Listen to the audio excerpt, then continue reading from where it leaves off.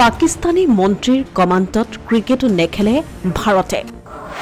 শত্ৰু ৰাষ্ট্ৰক খেলৰ পৰা বৰ্জন টিম ইণ্ডিয়াৰ বিসিসিআই গ্ৰহণ কৰিলে ডাঙৰ সিদ্ধান্ত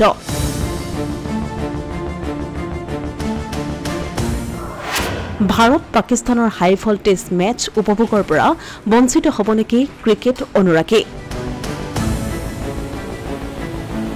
এছিয়া কাপত টিম ইণ্ডিয়াৰ অংশগ্ৰহণ সন্দৰ্ভত বিসিসিআই গ্ৰহণ কৰিলে ডাঙৰ সিদ্ধান্ত ভাৰত আৰু পাকিস্তানৰ মাজৰ বৰ্ধিত উত্তেজনাৰ পৰিপ্ৰেক্ষিতত এই বহুজাতিক প্ৰতিযোগিতাৰ পৰা আঁতৰি থকাৰ সিদ্ধান্ত ললে বিসিসিআই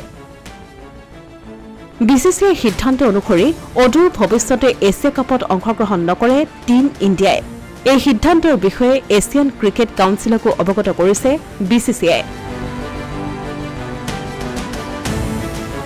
অহা মাহত শ্ৰীলংকাত অনুষ্ঠিত হ'বলগীয়া মহিলা উদীয়মান এছিয়া কাপো বৰ্জন কৰিব বিসিসিআই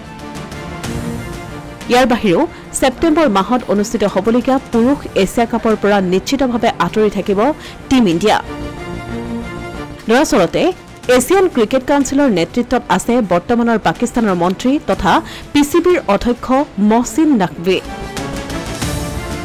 আৰু জানিব পৰা অনুসৰি পাকিস্তানী মন্ত্ৰীৰ কমাণ্ডত চলি থকা এই প্ৰতিযোগিতাত সেইবাবে অংশগ্ৰহণ নকৰে টিম ইণ্ডিয়াই বিসিসিআই এই সিদ্ধান্তৰ বাবে ছেপ্টেম্বৰ মাহত অনুষ্ঠিত হ'বলগীয়া পুৰুষ এছিয়া কাপক লৈও আৰম্ভ হৈছে ছাছপেন্স